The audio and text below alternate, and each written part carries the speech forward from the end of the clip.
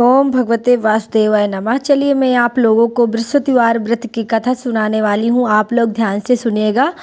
दोनों हाथ जोड़ लीजिए और हाथ में आप लोगों को थोड़ी सी चने की दाल और गुड़ ले लेना है और हाथ जोड़ लेना है और ध्यान से सुनिएगा। प्राचीन काल में एक राजा राज करते थे। वो बड़े प्रतापी तथा दानी थे। वो प्रतिदिन मंदिर में दर्शन करते तथा गुरु ब्राह्मण की सेवा किया करते थे। उसके दरवाजे से कोई निराश नहीं जाता था। वह हर गुरुवार को व्रत तथा पूजन करते और दीन गरीब की सहायता करते थे। किंतु यह सब बातें उनकी रानी को अच्छी नहीं लगती थी। वह ना तो व्रत करती, ना किसी को एक पाई तक दान देती। हाँ, राजा ऐसा करने से मना अवश्य करती थी। एक दिन बात है, राजा शिकार खेलने जंगल गए। घर पर रानी और दासी थी। उस समय देवगुरु बृहस्पति जी साधु का रूप धारण करके राजा के दरवाजे पर भिक्षा मांगने गए तो रानी कहने लगी, हे साधु महाराज, मैं इस दान और पुण्य से बहुत तंग आ गई हूँ। मुझे तो घर का ही कार्य समाप्त नहीं होता। इस काम के लिए तो मेरे पतिदेव ही बहुत हैं। अब आप इस प्रकार की कृपा करें कि यह सब धन आदि नष्ट हो जाए तथा मैं सुख से सो सकूं। साधु बोले, हे देवी, तुम बड़ी विचित्र हो। संतान धन से कोई दुखी नहीं होता, इसको सभी चाहते हैं। पापी भी पुत्र एवं धन की इच्छा करता है। अगर आपके पास धन है तो भूखे मनुष्यों को भोजन एवं पानी प्याऊ लगवाओ, ब्राह्मणों को दान दो, धर्मशाला, कुआं, तालाब, बाग बगीचे आदि का निर्माण कराओ, निर्धन कुंवारी कन्याओं का विवाह कराओ। अनेकों इत्यादि धर्म कार्य में इस प्रकार कर्मों से तुम्हारा कुल और तुम्हारा नाम लोक प्रसिद्ध होगा।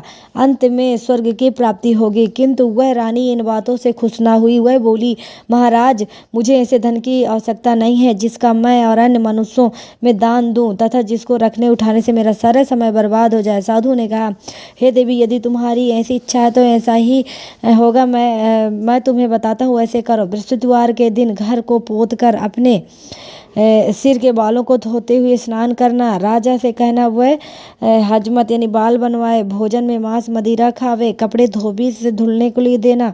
इस तरह 7 गुरुवार तक ही तुम्हारा सब धन नष्ट हो जाएगा। ऐसा कहकर साधु चले गए। रानी ने साधु के बताए हुए वचन के अनुसार वैसा ही किया। 3 बृहस्पतिवार बीते कि उनका संपूर्ण धन नष्ट हो गया। भोजन के लिए वो दोनों समय भूखे तरसने लगे। संसार के सभी लोग गिर गए। तब राजा ने रानी से कहा, तुम यही पर रहो, मैं दूसरे देश जाता हूँ, क्योंकि वहाँ पर मुझे सभी जानते हैं, इसीलिए कोई कार्य भी नहीं कर सकता। ऐसा कहकर राजा प्रदेश चला गया। वहाँ जंगल लकड़ी काट कर शहर में बेचकर जीवन व्यतीत करने लगा। इधर राजा के घर रानी दासी भारी दुखी हो गई। किसी दिन बिना भोजन के जल पीकर ही रह जाती। एक बार जब रानी और दासी 7 रोज बिना कुछ खाए व्यतीत हो गए तो रानी दासी से कहा, हे दासी, यहाँ पास के नगर में मेरी बहन रहती है। वह बड़ी ही धनवान है, तो उसके पास जा और वहाँ से 5 सेर गेहूँ मांग ला, जिससे कुछ समय के लिए गुजारा हो जाएगा। रानी की आज्ञा मानकर दासी उसकी बहन के पास गई और रानी बहन उस समय पूजा कर रही थी। उस रोज बृहस्पतिवार का दिन था। जब दासी की रानी बहन ने देखा तो उससे बोली, हे रानी, तुम्हारी बहन ने भेजा है, अतः मेरे यह 5 सेर बेजर दे दो। दासी ने अनेक बार कहने पर रानी ने कुछ उत्तर नहीं दिया, क्योंकि वह उस समय बृहस्पतिवार व्रत की कथा सुन रही थी। तब दासी को उत्तर नहीं मिला तो वह बहुत दुखी हुई तथा क्रोध भी आया और लौटकर अपने गांव रानी के पास आकर बोली, हे रानी, तुम्हारी बहन छोटे मनुष्यों से बात नहीं करती। जब मैंने उससे बार बार कहा तो उसने किसी प्रकार का उत्तर नहीं दिया। मैं लौटकर चली आई हूँ। रानी बोली, हे दासी, इसमें उसका कोई दोष नहीं है। जब बुरे दिन आते हैं तब कोई सहारा नहीं देता। अच्छे और बुरे का पता आपत्तिकाल में ही लगता है। जैसे ही ईश्वर की इच्छा होगी वही होगा। यह सब हमारे भाग्य का दोष है। उधर उस रानी ने देखा कि मेरी बहन दासी आई हुई है, पर मैं उनसे नहीं बोली, इससे वह बहुत दुखी हुई होगी। यह सोचकर कथा को सुनकर भगवान का पूजन समाप्त करके वह अपनी बहन के घर चली गई। वहाँ अपनी बहन से कहने लगी, हे बहन, मैं बृहस्पतिवार का व्रत कर रही थी, तुम्हारी दासी गई थी, परंतु जब तक कथा होती है तब तक ना ही उठते हैं और ना ही बोलते हैं, इसलिए मैं ना बोली हूँ। कहो, दासी क्यों गई थी? रानी बोली, बहन, हमारे पास खाना नहीं था, इसलिए मैंने दासी को तुम्हारे पास 5 सेर बेजर लेने के लिए भेजी थी। रानी बोली, देखो, बृहस्पतिवार भगवान सबकी मनोकामना पूर्ण करते हैं। देखो, शायद तुम्हारे घर में अनाज रखा हो। इस प्रकार बहन का वचन जब रानी ने सुनी तो घर के अंदर गई और वहाँ उसे एक घड़ा बेजर भरा मिल गया। तब तो रानी दासी बहुत प्रसन्न हुई और दासी से कहने लगी, देखो, हमको जब भोजन नहीं मिलता तो हम रोज़ ही व्रत करते हैं। अगर इससे व्रत की विधि और कथा पूछ ली जाए तो हम भी किया करेंगे। तब उस रानी ने अपनी बहन से पूछा, बहन बृहस्पतिवार व्रत की कहानी क्या है और यह व्रत कैसे करना चाहिए। तब उसने कहा, हे बहन, गुरु के व्रत चने की दाल, गुड़, मुनक्का से विष्णु भगवान का केले के जड़ के पूजन करें तथा दीपक जलावें, पीला भोजन करें, कथा सुने। ऐसा करने से गुरु भगवान प्रसन्न होते हैं और धन पुत्र परिवार देते हैं और सबकी मनोकामना पूर्ण करते हैं। तब रानी और दासी दोनों निश्चय किया कि हम भी बृहस्पति भगवान का पूजन अवश्य करेंगे। 7 रोज के बाद जब बृहस्पतिवार आया तो उन्होंने व्रत रखा। दासी गुड़साल में जाकर चना गुड़ मिल लाई और उसकी दाल केले के जड़ से सहित विष्णु भगवान का पूजन किया। किंतु पीला भोजन कहाँ से आवे। बेचारी बड़ी दुखी हुई। किंतु उसके व्रत में गुरु भगवान प्रसन्न हो 2 थालों में सुंदर पीला भोजन लेकर आए और दासी को देकर बोले, हे दासी, यह तुम्हारे और तुम्हारे रानी के लिए है भोजन, तुम दोनों इसी भोजन को करना। दासी भोजन को पाकर बड़े प्रसन्न होकर रानी से बोली, रानी जी भोजन तो कर लो। रानी ने इस विषय में कुछ पता नहीं था, इसलिए वह बोली, अरे दासी तू ही भोजन कर, क्योंकि तू हमारे व्रत में हंसी उड़ाती है। दासी बोली,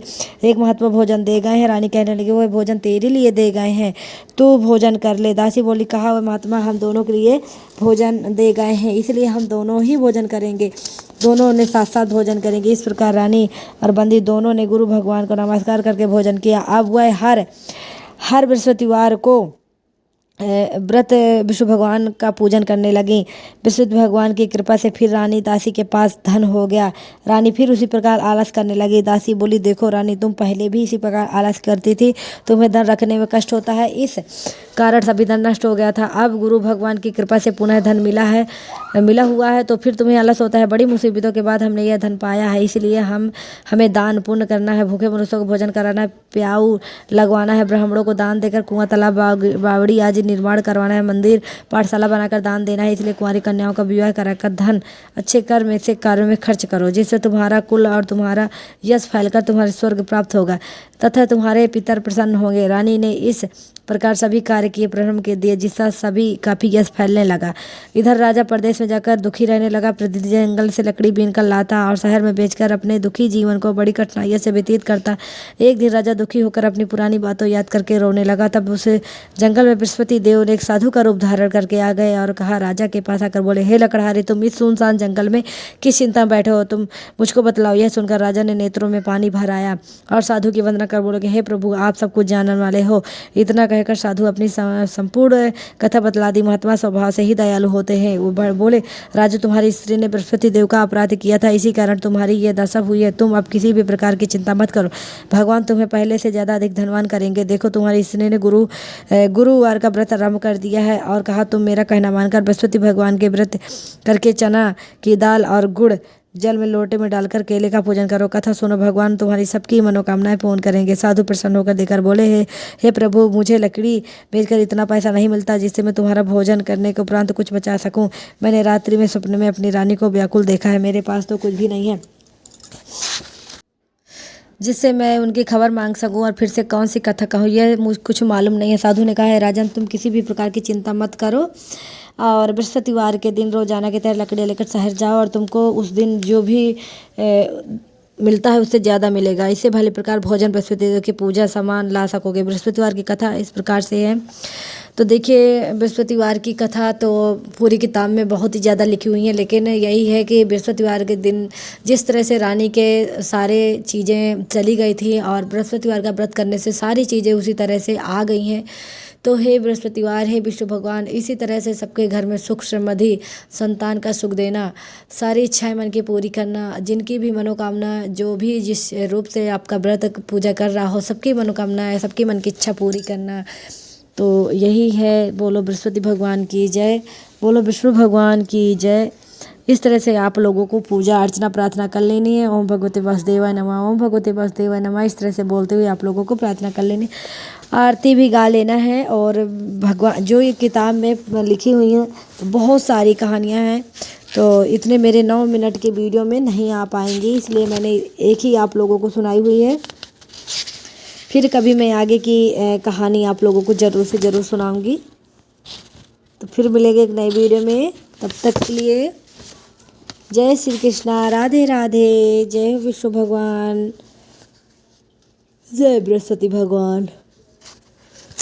ओम भगवते वासुदेवाय नमः। ओम भगवते